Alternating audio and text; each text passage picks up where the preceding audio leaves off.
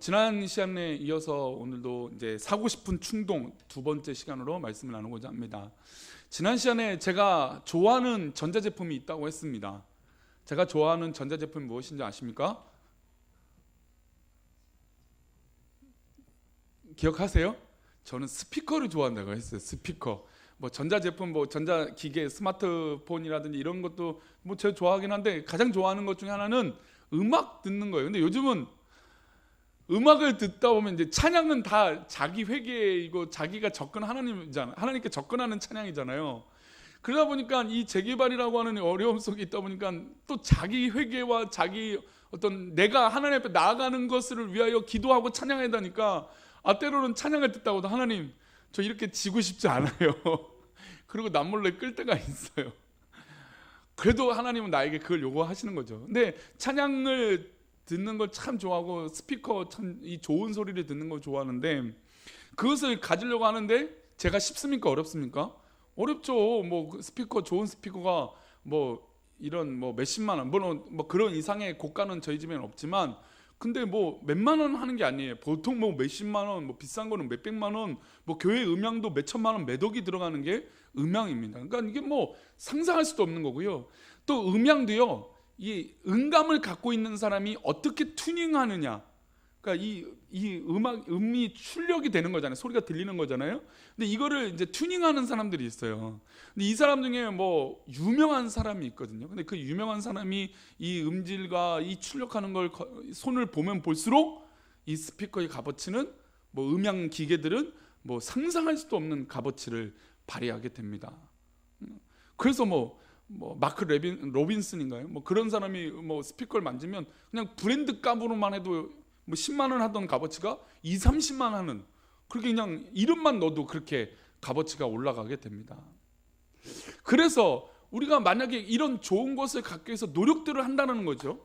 그렇죠? 우리 성도님들은 뭐 명품 백을 갖고 싶으십니까?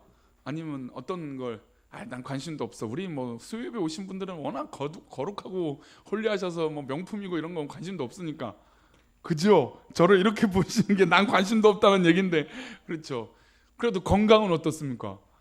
건강은 하고 싶잖아요. 내가 바라고 원하는 게 있다니까요.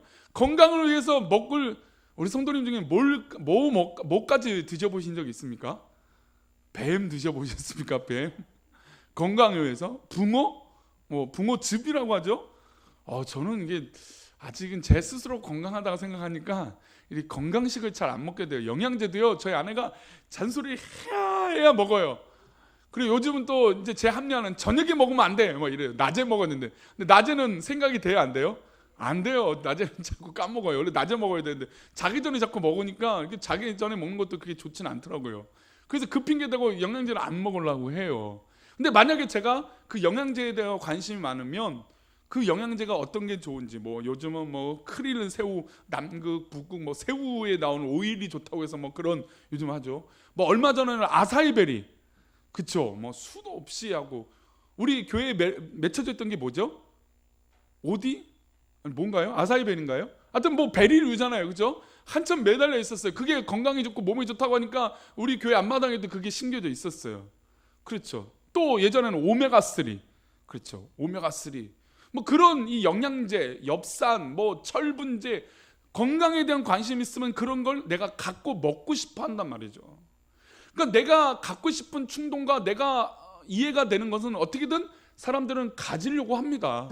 물론 뭐 무소유 그러니까 뭐 안 가져도 돼 뭐 이런 분들도 있겠지만 그러나 내가 갖고 싶은 이 결단과 마음이 생기면 그것을 가지기 위해서 노력을 한다라는 거죠. 건강도 위해서 또 갖고 싶은 물건도 위해서 그런 노력을 한다는 거죠. 그런데 이제 지난 시간에 이제 그 서론만 얘기 드렸어요. 우리의 인생에 가장 전부가 되어주시고 모든 것 되어주시는 예수님 그 복음을 우리가 발견했을 때 과연 우리는 어떻게 나아가야 될까라는 것이죠. 우리가 분명히 첫사랑 예수님께 은혜를 받을 때는 내 모든 것을 포기하고 내 모든 것을 내려놓고 오직 예수님만 위해서 살겠습니다 라고 했는데 신앙생활에 은혜를 받을 땐 그랬지만 5년, 10년, 20년, 30년 신앙생활 하는데 그 기쁨과 은혜는 언제 그랬느냐? 언제 내가 그런 결단을 했는지 모른 채 우리 신앙을 그냥 그렇게 살아가고 됩니다. 근데 막상 이거에 대해서 가장 큰 도전이 생겨요. 우리가 삶을 살다가 이 하나님 앞에 제대로 살아야지 라는 것을 잃어버리고 살 때 나에게 가장 큰 도전을 줄 때가 있어요. 그 도전이 뭘까요? 좀 전에 말씀드렸던 건강의 문제예요. 나에게 건강의 문제가 딱 생기면 내가 빨리 하나님 앞에 바로 살 걸. 내가 하나님 앞에 열심히 할 걸. 내가 정말 더 하나님 앞에 순종할 걸. 아이고, 나 천국까지 못하면 어떡하지? 저도요, 가끔 죽는다라고 하는 생각을 해봐요. 뭐 드라마를 보든 뭐 뉴스를 보든 어제는 이 성산대교 지나가던 차가 어떤 원인인지 모르고 그냥 강가에 떨어져서 사망한 사건이 있어요. 그 사람이 일부러 그랬겠습니까? 딴짓을 하든 어떤 원인이 있었겠지만 사람 사는 게 알 수가 없더라고요. 어제는 뉴스를 보니까 공무원이 어떤 이 건물을 이 감사로 딱 갔더니 위에서 15m인가 20m에서 떨어진 강목에 맞아갖고 의식불명이 됐어요. 근데 그런 일이 우리에게 안 일어날 거라고 하는 보장이 있습니까? 근데 만약에 나에게 어려움이 생기고 건강에 문제가 딱 생기면 그때부터 후회를 하죠. 내가 그때 하나님 앞에 서원했고 기도했던 걸 내가 했어야 되는데 내가 왜 그때 못해갖고 내 지금 이 어려움을 당하나. 하나님 잘못했습니다. 그제서야 그런 말을 하게 된다는 것이죠. 우리가 분명히 하나님 앞에 헌신하고 하나님 앞에 기도했던 것들이 있어요. 우리 수협에 오신 분들은 그 기도한 것들을 꼭 이룰 수 있는 믿음의 모습들이 있기를 축복합니다. 나를 부르신, 나를 인도하신, 나를 사용하신 그 목적, 그리고 내가 그렇게 살겠습니다라고 했던 그 기도 제목을 정말 우리 꿈꾸는 교회, 우리 꿈을 이룰 수 있는 그런 믿음의 비전과 사명과 달려감들이 있기를 축복합니다. 그러기 위해서는 첫 번째, 우리가 이제 44절 그 다음에 45절, 46절 세 구절을 한번 읽어보겠습니다. 44절, 45절, 46절 나눠드린 프린트물에 있습니다. 한번 읽겠습니다. 시작. 천국은 마치 밭에 감추인 보와 같으니 사람이 이를 발견한 후 숨겨두고 기뻐하며 돌아가서 자기 소유를 다 팔아 그 밭을 사느니라. 자, 여기는 천국은 마치 감추인 보화라고 하는 비유예요. 45절, 36절은 진주 관련 비유죠. 우리 45절, 46절 있습니다. 또 천국은 마치 좋은 진주를 구하는 장사와 같으니 극히 값진 진주 하나를 발견하며 가서 자기의 소유를 다 팔아 그 진주를 사느니라. 자, 보니까 감추인 보화를 발견한 사람이나 또 진주를 발견한 사람이 공통점이 있어요. 이 44절과 45절, 46절 이 두 맥락에서 똑같은 현상이 있어요. 이 사람은 뭐래요? 공통점은 발견했어요. 그렇죠? 보화를 발견하고 진주를 발견했습니다. 두 번째 뭘 했습니까? 다 팔아버렸어요. 왜냐하면 그 땅을 사기 위해서는 내 모든 걸 드려야 되거든요. 그 땅. 그래서 지난번에 제가 그 설명을 드렸죠. 과거에는 은행이 없었기 때문에 어떤 그런 취득한 물건들이 외세의 침략을 받아서 물건이 강탈되는 경우가 있으니까, 강도 때나 도적 때가 있어서 자기 집에 들어와서 물건들을 뺏어가고 보물들을 뺏어가니까 그것들을 어디에 숨겨요? 자기의 밭이나 어디에 숨겨놓을 만한 곳이 없기 때문에 그런 곳에 땅을 파서 숨겨놓습니다. 그런데 그것을 기억해 놓으면 좋지만 어떻게 돼요? 까먹는 거예요. 까먹어버려요. 실제로 수도 없이 까먹어버려요. 까먹으니까 밭을 일하다가 일하는 이 일꾼이 딱 봤어요. 보화를 봤어요. 땅을 파다 보니까 보화를 봤어요. 그걸 어떻게 해요?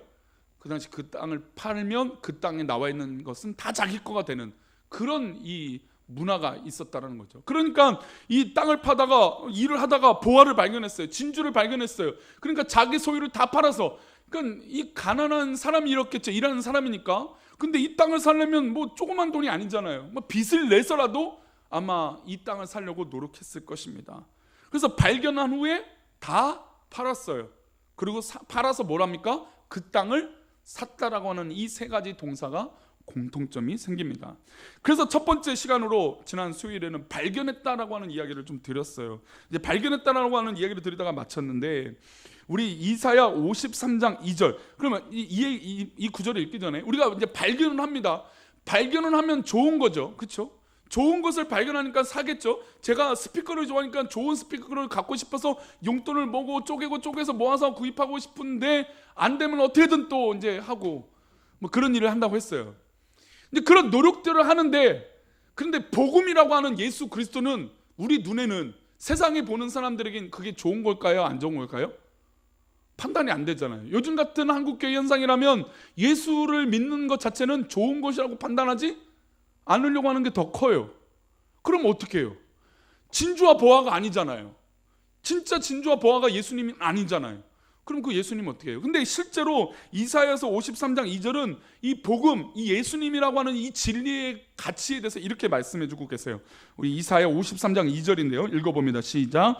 그는 주 앞에서 자라나기를 연한 순 같고 마른 땅에서 나온 뿌리 같아서 고운 모양도 없고 풍채도 없은즉 우리가 보기에 흠모할 만한 아름다운 것이 없도다. 그러니까 예수님이 이 땅에 오시는데 예수님은 마른 땅에서 나온 뿌리 같았어요. 이 마른 땅이라고 하는 것은 생명이 살기에 좋은 땅입니까? 아니죠. 나쁜 땅이죠. 그런 나쁜 땅에서 나온 뿌리가 당연히 험상궂겠죠. 그래서 가끔 등산하다 보면 땅이 마른 지역 가면은 흙이 파여져 있는 것을 보게 돼요. 왜 파여지냐면 뿌리가 어떻게든 이 물기, 수분을 먹기 위해서 나무 뿌리가 쫙 뻗어서 물뚱물뚱 뻗어 나가는 것을 보게 됩니다. 근데 그 모양이 예쁜가요? 험상궂죠. 마치 그런 모습이에요. 마른 땅에서 나온 뿌리, 그러니까 수분을 찾기 위해서 이 뿌리가 쭉 뻗어서 막 꼬여서 가는 그 모습이 예쁘지 않다는 거죠. 그런 모습이에요. 그래서 고운 모양도 없고 어떤 것도 없습니까? 풍채도 없은즉. 이걸 요즘 말로 하면 무슨 말이냐면 개성. 그러니까 어떤 사람들이 보면 이 요즘 매력이라고 하는 이 단어라고 이해할 수 있어요. 요즘 이 젊은 사람들은 잘생기고 예쁘고 이런 단어보다 어떤 사람들에 대해서 더 이슈가 되냐면 매력 있는 사람에 대해서 이슈가 있어요. 아, 저 사람 만나보니까 매력 있다. 아, 저 사람 참 저런 매력이 있다. 그래서 요즘 할머니 할아버지가 센스 있는 분들은 외모로 아이고 예쁘다 잘생겼다 이렇게 손자 손녀를 축복해 주는 거 아니에요. 아이고 매력 있다 이런 분들은 없는 것 같아요. 근데 요즘은 그게 더 사람의 가치를 더 높여준다는 거죠. 딱 저 사람 보니까 아 저런 매력이 있네. 아 내가 저 사람을 만나볼 만하네.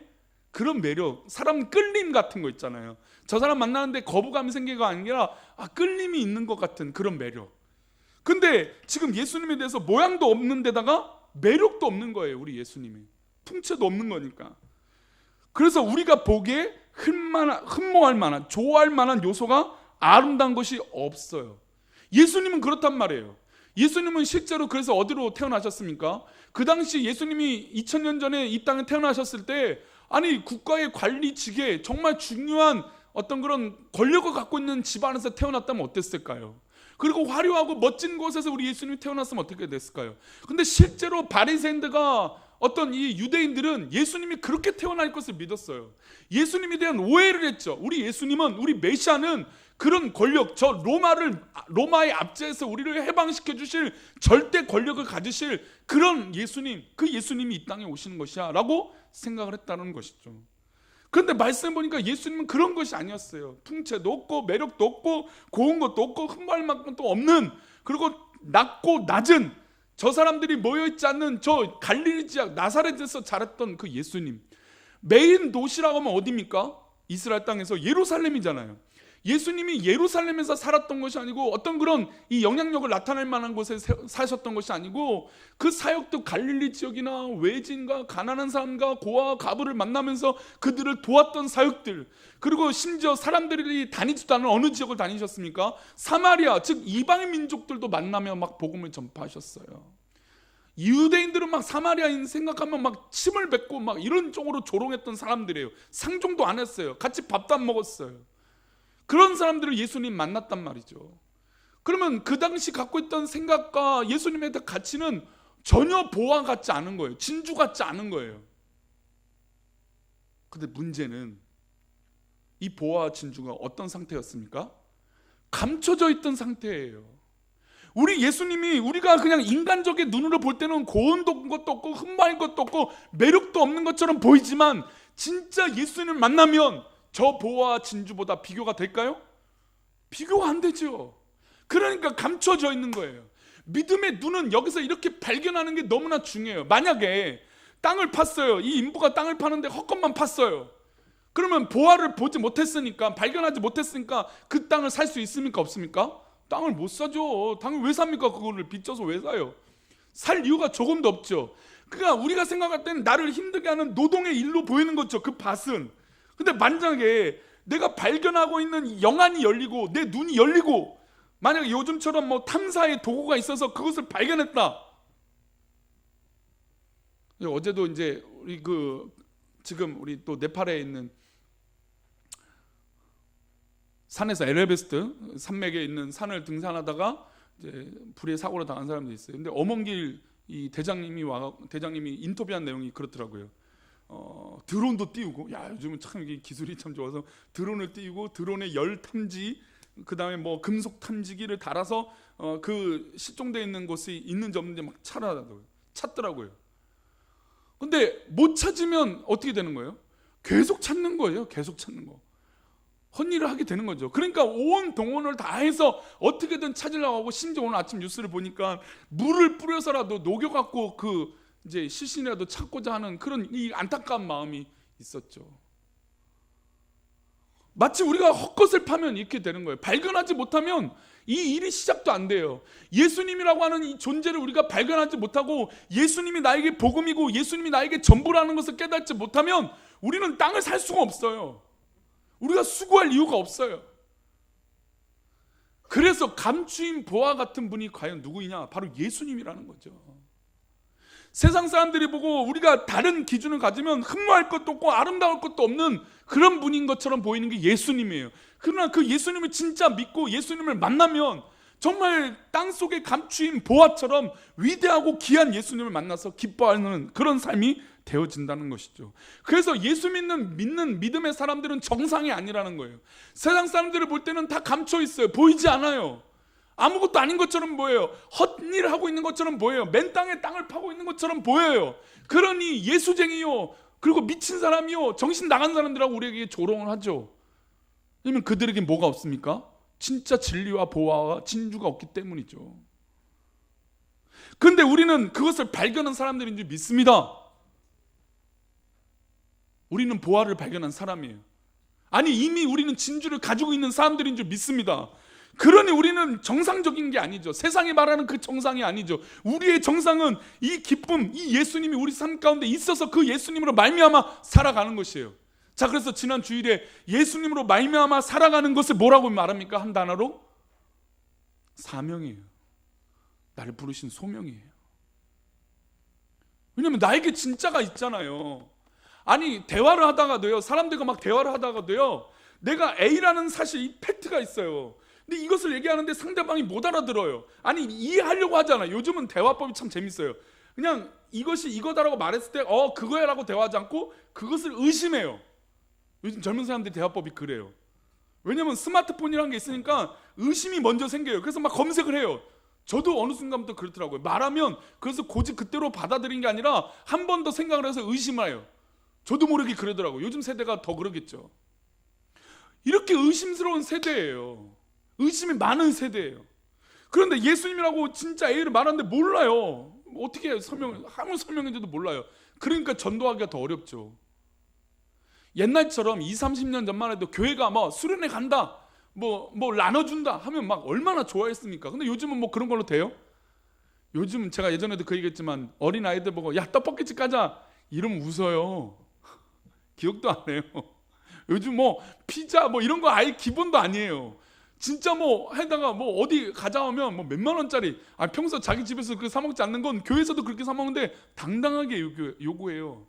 근데 그걸 그렇게 사준다고 해서 그 사람이 바뀔까요? 바뀐다면 수없이 수백 번이나 사주죠. 한 인생이 바뀌는데.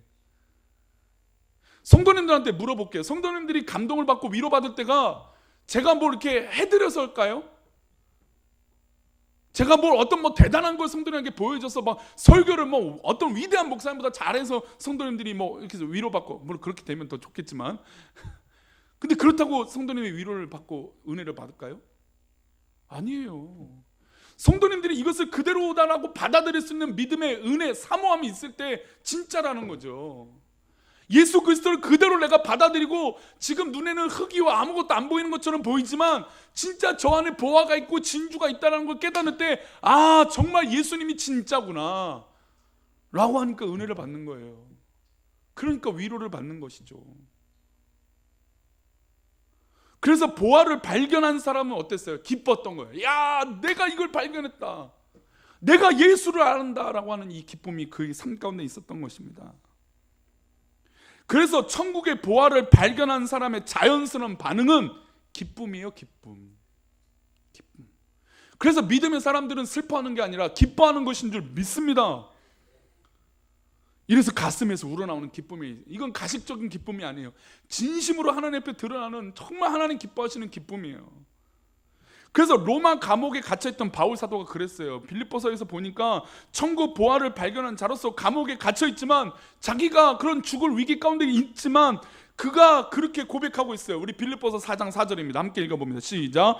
주 안에서 항상 내가 다시 말하노니, 지금 바울 사도는 반복하게 말하면서 이 말씀이 강조, 진짜다라고 하는 강조를 하고 있는 거예요. 주 안에서 항상 기뻐하라. 여기까지는 괜찮아요. 그렇죠? 주 안에서 항상 기뻐하라. 근데 그가 다시 말해요.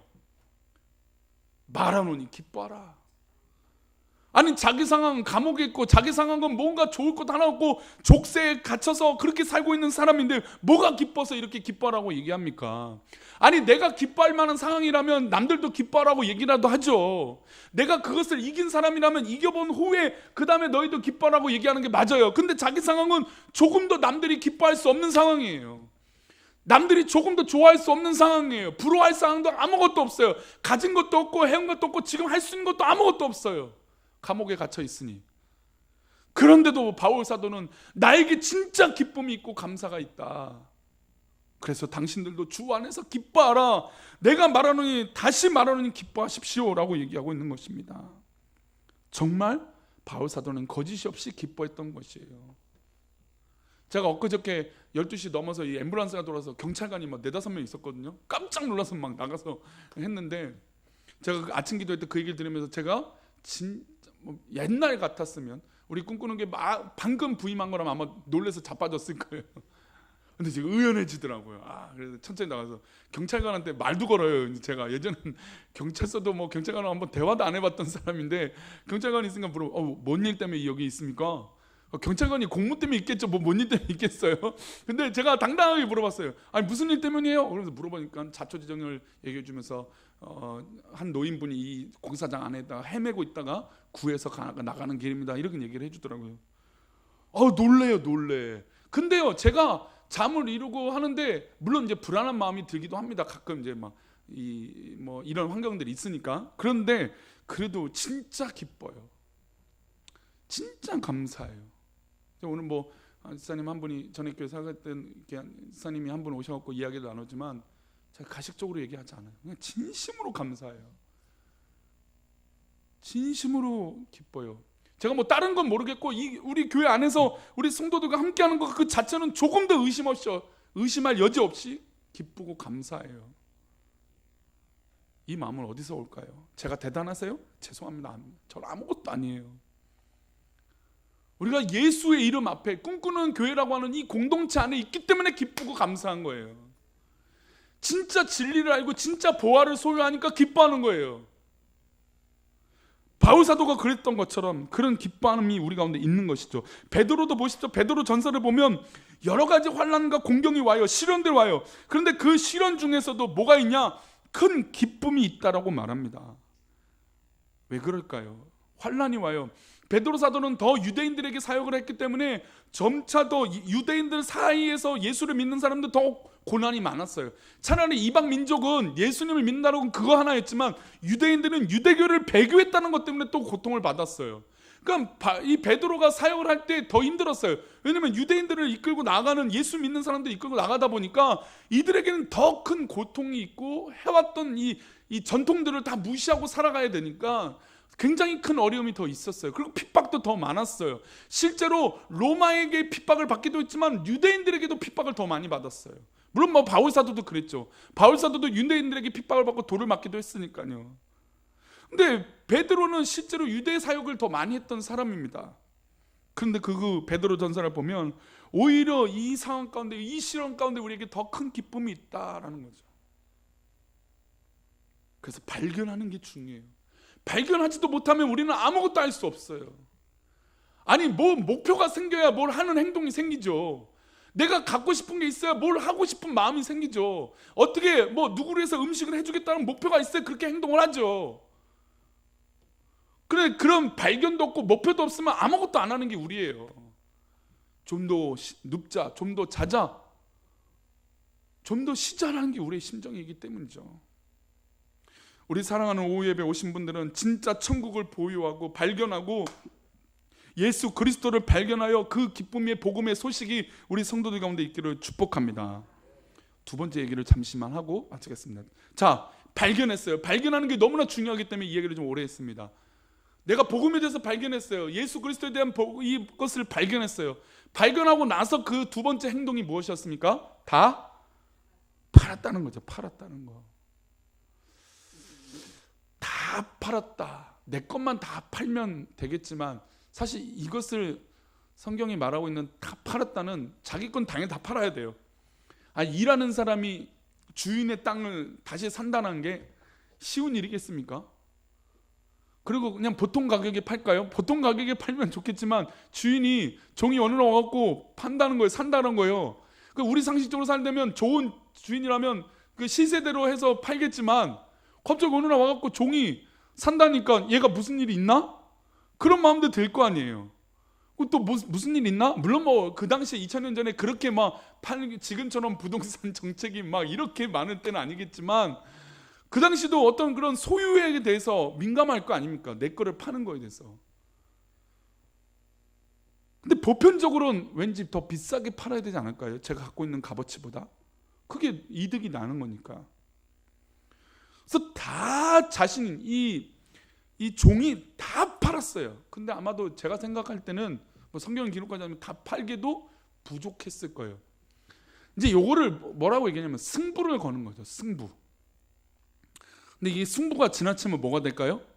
도박이 됩니다. 도박이 되죠. 도박은 어떻게 됩니까? 망하는 결과예요. 그럼 어떻게 보면 예수님을 믿고 예수님에 대한 보화를 갖는 것에 대해서 이 진주를 내가 소유하는 것에 대해서 내가 다 팔았다. 뭐 내가 있는 것만 다 팔면 되겠지만 내가 없는 것까지도 끌어와야 된다. 물론 이러다가 오바가 생길 때도 있어요. 교회 안에서도 내가 할 수 없는데도 하다가 고꾸러지는 경우가 있죠. 그렇죠? 뭐 그런 경우도 있죠. 근데 감당할 수만 있다면 내가 할 수 있는 것들을 다 해요. 다 동원하겠죠. 그게 의미로 다 팔았던 거니까. 가족도 말렸을 겁니다. 왜 팔어? 이걸 왜 우리 지금 이 집 사는 이 물건을 왜 팔아서 저 땅을 왜 살려고 해? 저 땅이 뭐가 있다고? 이런 반대도 있었을 거예요. 그런 반대도 있고 환경적으로 여유롭지도 않은데도 다 팔 수 있는 건 무엇 때문입니까? 거기 보화가 있기 때문이에요. 내가 지금 다 팔았지만 내가 분명하게 이 투자를 성공시킬 수 있는 그런 확신이 있기 때문에 다 파는 거예요. 자, 우리가 세상에서도 어떤 그런 투자나 어떤 그런 것들을 해요. 확실성으로 투자하면 좋겠지만 투자라는 건 불확실성이 더 큽니다. 근데 전문가들은 이 불확실성을 어떻게 해요? 확실하게 만들어서 우리에게 얘기를 해요. 그런데 그 문제가 작년에 은행권이 이제 그 금리로 인한 투자의 손실이 커져서 그것에 투자했던 사람들이 극심한 손해를 본 적이 있죠. 근데 그렇게 은행에서 팔려고 했던 의도는 그 투자가 은행에 뭐 미련한 사람들만 있습니까? 얼마나 똑똑한 사람들이 있어요. 그렇죠? 그 목적을 판매해서 금융상품이라고 파는데 투자라고 만드는데 이것이 불확실성이라고 팔지 않고 뭐라고 팔아요? 확실하다. 이거 내가 투자하면 정말 돈 벌 수 있다라고 하니까 은행이 또 설명해 주니까 믿고 파는 거예요. 믿고 사는 거예요. 그리고 빚을 지더라도 사는 거죠. 근데 얼마 지났더니 극심한 손해를 본 거예요. 원금을 거의 다 까먹어 버렸어요. 불확실성을 투자하는데도 그런 기대를 한다니까요. 아니 왜 세상을 그렇게 더 믿어요? 저는 믿는 사람들이 더 아둔한 삶을 살 때가 뭐냐면 아니 복음 있고 진리가 있는데 그것을 믿고 다 팔려고 하는, 복음을 위해서 그렇게 헌신하려고 하는 게 아니라 오히려 세상을 더 믿으려고 하는 사람들이 있다라는 거예요. 저 이해가 안 돼요. 정말 세상에 진리가 있습니까? 성도님들 살아온 생활 가운데 세상이 성도님들을 어떻게 보면 이용하면 이용먹지 정말 성도님들을 위해서 사는 경우가 얼마나 됩니까? 근데 오히려 세상을 믿어요. 저는 이게 이해가 안 돼요. 아니 의사조차도요, 수술하다가도요, 자기 이 시술이 완벽하게 100% 일어나는 시술이 아닙니다라고 얘기하는 의사들이 수두룩해요. 아무리 완벽하게 수술해도 안 될 수도 있는 게 사람 삶이고 생명이에요. 근데 아무리 엉망으로 해도 사람 스스로가 생명력을 가지고 살아나는 경우도 있다는 거죠. 요즘 가장 웃기는 이 논쟁 중에 하나가 동물 구충제를 먹느냐 마느냐예요. 너무 웃기지 않아요? 상식적으로 보면 동물 구충제를 우리가 왜 먹어요? 근데 그렇게 믿고 그것을 그렇게 행동하니까 낫다라는 거예요. 그런 얘기를 하죠. 아니 세상을 그렇게 믿고 그런 뭐 뉴스를 그렇게 믿는데, 아니 더 예수님, 더 우리 복음을 왜 그렇게 못 믿냐 이거죠. 우리의 삶이 그렇다는 겁니다. 말씀 맺겠습니다. 사랑하는 성도님, 우리는 진짜 보화를 소유한 사람들입니다. 물론 그렇기 때문에 우리 수요예배 오신 분들이죠. 그렇죠? 우리 수요예배 오신 분들 정도 되면 적어도 진짜 보화가 있는 분들이고 진짜 진주가 있는 분들이고, 내가 죽어도 정말 하늘나라 가서 하나님과 영광된 삶을 살 거다라고 확신된 삶을 사는 것이에요. 근데 거기로서만 멈춰 있어서는 안 돼요. 다 팔잖아요 지금. 물론 이 다 파는 건 성도들마다 삶이 다 다를 거예요. 반응도 다르고 결단도 다르고 모여지는 모습도 다 다를 거예요. 그러나 하나님 앞에 다 포기할 수 있는 그런 결단이 있었다는 거죠. 그것이 어떤 부자 청년처럼 다 물질을 다 팔아버려야 되는 그런 도전일 수도 있고, 여러 가지 삶에 그 사람에 맞게끔에 포기하는 것들이 있어야 돼요. 근데 내 삶은 포기도 안 하고 하나님의 은혜를 받는다? 그게 어디 있어요? 우리 하나님, 우리 예수님의 은혜는 사기가 아니에요. 우리가 그런 결단도 없고 우리가 그렇게 사모함도 없는데 무슨 은혜를 어떻게 받습니까? 물론 그럼에도 불구하고 우리 하나님, 우리를 사랑하셔서 우리에게 은혜를 주신 하나님이죠. 그런데 우리가 10년, 20년 신앙생활 하는데 그 받았던 그 은혜를 잃어버리고 사는 경우가 너무나 많다라는 거죠. 왜 그럴까요? 그것은 지금 점차 믿음 생활 할수록 나를 믿기 때문이에요. 세상을 오히려 더 믿고 있기 때문이죠. 성도님들, 오직 예수를 더 믿으시기 바랍니다.